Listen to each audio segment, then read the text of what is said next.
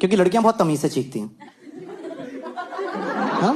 नहीं, कुछ तो चीखती नहीं, वापस अंदर ले जाती हैं, ये रोक लेती हैं, कुछ पावर्स होती हैं इनमें यार। मेरी एक फ्रेंड है, उसको छींक आती है, वो जोन में चली जाती है। 1 सेकेंड,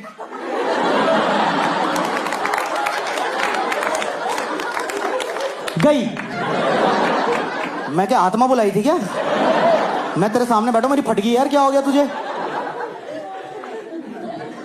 वो बहुत ही कॉन्शियस रहती कि ना पब्लिकली छींक ना निकल जाए मेरी, लेकिन कई बार आप नहीं रोक पाते।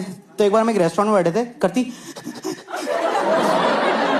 मैं क्या हो गया, करी,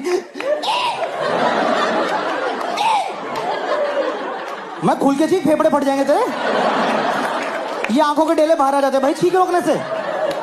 और वो इसमें भी एम्बैरेस हो गई है, sorry, oh God, oh father, I have sinned.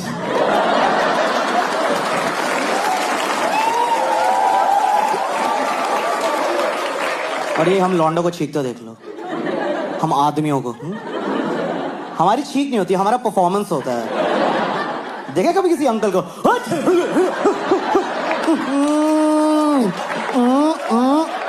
Hariom Mata Rani रक्षा करे।